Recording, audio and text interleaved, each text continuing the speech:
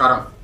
ഓർമ്മകളും ഓർമ്മപ്പെടുത്തലുമായിട്ട് കോട്ടയം ജില്ലയിലെ Ettumanoor police station പരിധിയിൽ വരുന്ന നീറിക്കാട് തൊണ്ണമാക്കൽ ജിമ്മി ജോസഫിൻ്റെ ഭാര്യ അഡ്വക്കേറ്റ് ജിസ്മോളും നേഹ നോറ എന്ന രണ്ട് കുഞ്ഞുമക്കളും മീനച്ചിലാറ്റിൽ ചാടി 2025 ഏപ്രിൽ 15 മരണപ്പെട്ടു എന്ന ആ ഒരു വാർത്തയെ സംബന്ധിച്ചിട്ടുള്ളൊരു പുനർവിചിന്തനം സംബന്ധിച്ചിട്ടാണ് ഈ വീഡിയോയായിട്ട് വന്നിരിക്കുന്നത്. അവർ പുഴയിൽ ചാടി ആത്മഹത്യ ചെയ്തിരുന്നു എന്നാണ് പറഞ്ഞ് പ്രചരിപ്പിച്ചതെങ്കിൽ പോലും അത് കൃത്യമായിട്ടുള്ളൊരു കൊലപാതകം തന്നെയാണ് എന്നുള്ളതാണ് പൊതുസമൂഹം അന്നും ഇന്നും വിലയിരുത്തുന്നത്. അതിൻ്റെ കാര്യകാരണങ്ങൾ നമ്മൾ ആ കാലഘട്ടങ്ങളിൽ തന്നെ ഒത്തിരി ചർച്ച ചെയ്യപ്പെട്ടിരുന്നത് കൊണ്ട് തന്നെ എല്ലാവർക്കും അത് ഏകദേശം ഓർമ്മയിൽ നിലനിൽക്കുന്ന ഒരു കാര്യമാണ്. കാരണം എന്താണെന്ന് ചോദിച്ചു കഴിഞ്ഞാൽ ഈ 2025 ഏപ്രിൽ മാസം 15-ാം തീയതി എന്ന് പറയുന്ന വിഷു കഴിഞ്ഞ പിറ്റേ ദിവസമാണ്. അപ്പോൾ ഇവിടെ നമ്മളത് എടുത്തു പറയാനുള്ളൊരു കാരണം അന്നേ ദിവസം ഈ 2025 ഏപ്രിൽ 15-ാം തീയതി രാവിലെ 11 മണിക്ക് ശേഷമാണ് ഇവർ പുഴയിലേക്ക് പോയി എന്നാണ് പറയപ്പെടുന്നതല്ല ഈ പ്രതികൾ മാത്രമാണ്. പ്രതികൾ എന്ന് പറയുന്നത് ഈ ജിസ്മോളുടെ ഭർത്താവായ ജിമ്മിയും അതുപോലെ തന്നെ ഈ ജിമ്മിയുടെ ഫാദറായിട്ടുള്ള ജോസഫും അതുപോലെ തന്നെ അവരുടെ അമ്മയും അവരുടെ കുടുംബക്കാരുമാണ് ഇത്തരം കാര്യങ്ങളെല്ലാം പറയുന്നത്. പക്ഷേ നമ്മളിവിടെ എടുത്ത് കാണേണ്ട ഒരു കാര്യം എന്ന് പറയുന്നത് അന്നും നമ്മൾ പറഞ്ഞിരുന്നത് പോലെ തന്നെ ഒരു വ്യക്തി പുഴയിൽ പോയി ആത്മഹത്യ ചെയ്യാനായിട്ട് പുഴയിൽ ചാടി മരിച്ചു കഴിഞ്ഞ് കഴിഞ്ഞാൽ പെട്ടെന്ന് ആ ബോഡി ഒരിക്കലും പൊന്തി വരില്ല എന്നുള്ളതാണ് ഒന്നാമത്തെ ഒരു സംശയമായിട്ട് പൊതുസമൂഹം അന്ന് ചൂണ്ടിക്കാണിച്ചിരുന്ന ഒരു കാര്യം. പക്ഷേ അപൂർവങ്ങളായിട്ട് ചില ബോഡികൾ പൊന്തി വരാനുള്ള സാധ്യതകൾ ഉണ്ട് എന്നുള്ളത് നിയമവിദഗ്ധർ പറയുന്നുണ്ട്. പക്ഷേ ഇവിടെ നമ്മൾ കാണേണ്ട ഈ 3 ബോഡിയും ഒരേ സമയം പൊന്തി വന്നു എന്നുള്ളതാണ്. അതായത് ഏകദേശം 12 മണിക്ക് ശേഷമാണ് ഇവർ വീട്ടിൽ നിന്നും പോയത് എന്ന് പറയപ്പെടുമ്പോൾ 2 മണി സമയമായപ്പോഴത്തേക്ക് ബോഡികളെല്ലാം വെള്ളത്തിന് മുകളിൽ പൊന്തി വന്നു. അതൊരിക്കലും സംഭവിക്കില്ലാത്ത ഒരു കാര്യമാണ്. രണ്ടാമത്തെ കാര്യം എന്ന് പറയുന്നത് ഇതിന് ശേഷം സംഭവിച്ചിരിക്കുന്ന പല കാര്യങ്ങളാണ്. അതായത് ഈ ബോഡി പോസ്റ്റ്മോർട്ടം ചെയ്ത് കഴിഞ്ഞപ്പോൾ വന്നിരിക്കുന്ന ചില ഞെട്ടിക്കുന്ന വിവരണങ്ങൾ. അതായത് ഈ ജിസ്മോളുടെ വയറ്റിൽ വെള്ളമോ ആഹാരമോ പോലും ഇല്ലായിരുന്നു എന്ന് വരുമ്പോൾ ഇതെല്ലാം വളരെയധികം ദുസ്സൂചനകൾ വന്നിട്ടിരുന്നു. പിന്നെ അതിനേക്കാളെല്ലാം ഉപരി ഇവരുടെ വീടിൻ്റെ എല്ലാ വശങ്ങളിലും CCTVകൾ സ്ഥാപിച്ചിരുന്നു. കാരണം ഇവർക്ക് ഒരു വാഹന ബിസിനസ്സുകാരായതുകൊണ്ട് തന്നെ ഇവരുടെ പേഴ്സണൽ ആവശ്യത്തിനും മറ്റ് സുരക്ഷയ്ക്കും വേണ്ടിയിട്ട് അവരവരുടെ വീടിൻ്റെ ചുറ്റും നാനാവശങ്ങളിലും പ്രത്യേകിച്ച് അവരുടെ മുറ്റം ഫ്രണ്ട് ഗേറ്റും ആ ഫ്രണ്ടിലുള്ള റോഡുകളും വളരെ വിശദമായിട്ട് കാണത്തക്കവണ്ണം CCTVകൾ സ്ഥാപിച്ചിരുന്നു. പക്ഷേ ഈ ഒരു സംഭവശേഷം ഈ CCTVകളെല്ലാം അവർ അഴിച്ചു മാറ്റി അത് ഫിറ്റ് ചെയ്തിരുന്ന സ്ക്രൂ ഹോളുകൾ വരെയും അവർ ഫില്ല് ചെയ്ത് പെയിൻ്റ് അടിച്ചതായിട്ടും കൂടെ കാണാനായിട്ട് കഴിഞ്ഞിരുന്നു. അപ്പോൾ ഇതിലെല്ലാം വീണ്ടും ദുരൂഹതകൾ വർദ്ധിച്ചിരിക്കുന്നു. മറ്റൊരു കാര്യം എന്ന് പറയുന്നത് ഈ ജിസ്മോളും ആ കുട്ടികളെയും അവസാനമായിട്ട് പൊതുസമൂഹം, അതായത് അവിടെ അയൽവാസികളും നാട്ടുകാരുമായിട്ടുള്ള വ്യക്തികൾ കണ്ടിരിക്കുന്നത് 2 ദിവസം മുമ്പാണ്. അതായത് ഏപ്രിൽ 15 സംഭവം നടക്കുമ്പോൾ ഏപ്രിൽ 13-ാം തീയതി വൈകിട്ട് ഞായറാഴ്ചയാണ് ഇവരെ അവസാനമായിട്ട് അവിടെയുള്ള ജനങ്ങൾ കണ്ടിട്ടുള്ളത്.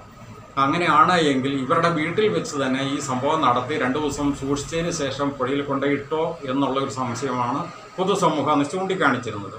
മറ്റൊരു കാര്യം എന്ന് പറയുന്നത് അതല്ലെങ്കിൽ ഈ തലേന്ന് രാത്രിയെങ്കിലും ഈ ബോഡി അവിടെ വെള്ളത്തിലിട്ടോ എന്ന് പോലും അവിടെ സംശയിക്കുന്നു. കാരണം ഇതിനകത്ത് ഇവരുടെ CCTVകൾ അടിച്ചു മാറ്റി എന്നുള്ളത് മാത്രമായിരുന്നില്ല, ഇവരുടെ വീട്ടിൽ നിന്നും പുഴവക്ക് വരെ വരുന്ന ഏകദേശം ഒരു 3.5 കിലോമീറ്റർ ദൂരത്തിൽ 15ഓളം CCTVകളുള്ള വീടുകളും സ്ഥാപനങ്ങളും ഉണ്ടായിട്ടും ഒരൊറ്റ CCTVയിൽ പോലും ഇവർ അന്ന് സ്കൂട്ടറിൽ പോയ ഫുട്ടേജ് ഇല്ല. പിന്നെ ഒരു അവസാനം ഇതിനെപ്പറ്റി ഒത്തിരി ചർച്ച സമൂഹത്തിൽ വന്നു കഴിഞ്ഞപ്പോൾ ഒരു ക്രിയേറ്റ് ചെയ്തിരിക്കുന്ന ഒരു CCTV ഫുട്ടേജ് മാത്രം പുറത്തേക്ക് വിട്ടു. പക്ഷേ അതിൻ്റെ ആധികാരികത പലരും ചോദ്യം ചെയ്തു കഴിഞ്ഞപ്പോൾ അത് പിന്നീട് അതിൻ്റെ എവിടെ നിന്ന് വന്നു ആ CCTV ഫുട്ടേജ് എന്നുള്ളതൊന്നും ആരും വ്യക്തമാക്കാനായിട്ട് സാധിച്ചിട്ടില്ല.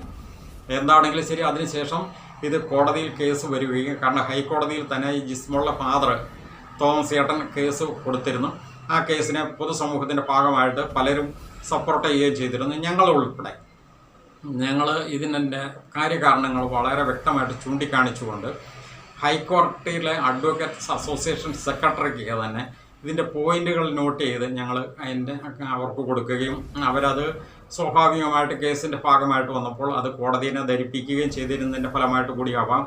കാരണം കോടതി ആ കേസ് കോട്ടയം ക്രൈംബ്രാഞ്ചിന് കൈമാറുകയും ക്രൈംബ്രാഞ്ച് ആ കേസ് ഏറ്റെടുക്കുകയും ക്രൈംബ്രാഞ്ച് എന്ന് പറയുമ്പോൾ നമ്മളൊരു കാര്യം തെറ്റിദ്ധരിക്കരുത്. ഞങ്ങൾക്ക് പോലും കൂടെ തുടക്കത്തിൽ തെറ്റിദ്ധാരണ വന്നിരുന്നു. അതായത് കോട്ടയം SP യുടെ അണ്ടറിലുള്ള C ബ്രാഞ്ച് എന്ന് പറയുന്ന ക്രൈംബ്രാഞ്ചാണ് ആ കേസ് അന്വേഷിക്കുന്നത്.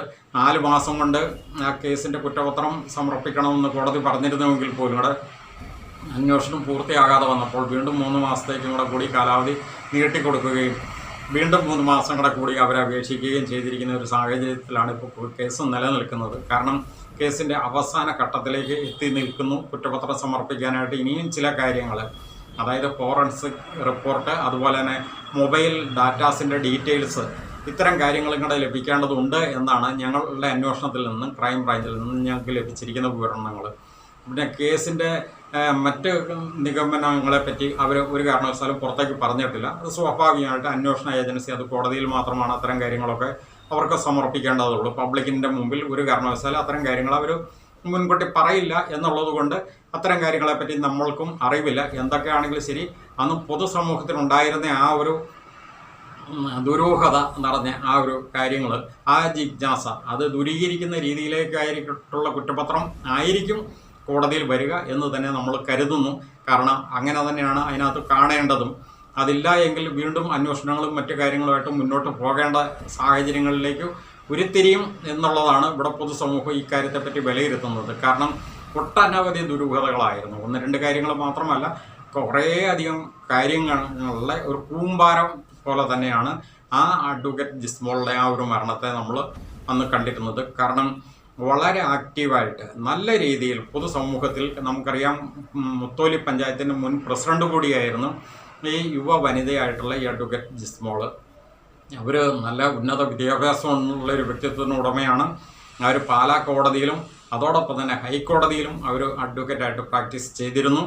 അവർ നല്ല രീതിയിൽ പൊതുസമൂഹത്തിലും നല്ല സ്വഭാവത്തിനുടമയായിട്ടുള്ള ഒരു വ്യക്തിത്വത്തിന് ഉടമയായിരുന്നു. പക്ഷേ ഈ പറഞ്ഞ നികൃഷ്ട ജീവികളായിട്ടുള്ള ഭർത്തൃവീട്ടുകാർ, അതായത് 1-ാം പ്രതിയായിട്ടുള്ള ജിമ്മിയും അതോടൊപ്പം തന്നെ ജിമ്മിയുടെ അപ്പൻ ജോസഫും, അതോടൊപ്പം തന്നെ ആ ഭർത്തൃ കുടുംബക്കാരും മൊത്തത്തിൽ അതിനകത്ത് ഇൻവോൾവാണ്. പക്ഷേ 2 പേരെ പ്രതികളാക്കിയിട്ടുള്ളൂ എന്നുള്ളതാണ് നമുക്ക് കിട്ടിയിരിക്കുന്ന ഒരു അറിവ്. ഏറ്റുമാനൂർ പോലീസ് ക്രൈം 499/2025 പ്രകാരമാണ് ആ കേസ് എടുത്തിരിക്കുന്നത്. അതിൻ്റെ കുറ്റപത്രവും മറ്റു കാര്യങ്ങളൊക്കെ ഈ അടുത്ത ദിവസങ്ങളിൽ തന്നെ ഇനി പൂർത്തീകരിക്കും എന്നാണ് നമുക്ക് ക്രൈംബ്രാഞ്ചിൽ നിന്ന് അറിഞ്ഞിരിക്കുന്നത്. എന്താണെങ്കിലും അത് പൊതുസമൂഹത്തിനുണ്ടാക്കിയ ഒരു വലിയൊരു വേദനയാണ്. ശരിക്കും പറഞ്ഞു കഴിഞ്ഞാൽ ആ അഡ്വക്കേറ്റ് ജിസ്മോളുടെയും അതുപോലെ തന്നെ നോറ എന്ന് പറയുന്ന 4 വയസ്സും 1 വയസ്സും 2 മാസവും മാത്രം പ്രായമുള്ള 2 കുഞ്ഞുങ്ങളുടെയും ആ ദുരൂഹ മരണങ്ങൾ, ആ മരണം എങ്ങനെയാണെങ്കിൽ പോലും കൂടെ അത് കൊലപാതകത്തിന് സമാനമായിട്ടുള്ള കാര്യങ്ങളോ മാത്രമാണ് അവിടെ നടന്നിരിക്കുന്നത്. കാരണം ഈ വീട്ടിൽ വെച്ച് പോലും കൂടെ അവർ ആത്മഹത്യ ചെയ്തിട്ടുണ്ടെങ്കിൽ പോലും അന്നേ ദിവസം അവർ പുഴയിൽ പോയി ആത്മഹത്യ ചെയ്തതാണ് എന്ന് ഒരു മനുഷ്യൻ പോലും വിശ്വസിക്കുന്നില്ല, കരുതുന്നില്ല. കാരണം അതിൽ വന്നിരിക്കുന്ന മറ്റു പല കാരണങ്ങളാണ്. അത് പോസ്റ്റ്മോർട്ടം റിപ്പോർട്ടിൽ തന്നെ പല കാരണങ്ങൾ ചൂണ്ടിക്കാണിക്കപ്പെട്ടിട്ടുണ്ട്. അതെല്ലാം ഈ കുറ്റപത്രത്തിൽ വരും എന്ന് തന്നെ നമ്മൾ പ്രതീക്ഷിക്കുന്നു. എന്തായാലും പൊതുസമൂഹം വളരെ വേദനയോടെ ഓർക്കുന്ന ഒരു കാര്യം, അത് ഒന്നുകൂടി പൊതുസമൂഹത്തിനെ ഒന്ന് ഉണർത്തി എന്ന് മാത്രം പറഞ്ഞുകൊണ്ട്, അതുപോലെ തന്നെ ഈ വിഷയത്തിനകത്ത് നമുക്കറിയാം അന്ന് മുഖ്യധാര മാധ്യമങ്ങളെല്ലാം ഏറ്റവും കൂടുതൽ റിപ്പോർട്ട് ചെയ്തൊരു വാർത്തയായിരുന്നു ഇത്. അതുപോലെ തന്നെ സോഷ്യൽ മീഡിയ ഏറ്റവും കൂടുതൽ ചർച്ച ചെയ്തിരുന്ന ഒരു വാർത്ത കൂടിയായിരുന്നു ഇത്. പക്ഷേ ഇപ്പോൾ ഇത്തരം കാര്യങ്ങളൊന്നും ആരും തന്നെ ചർച്ച ചെയ്യുന്നില്ല.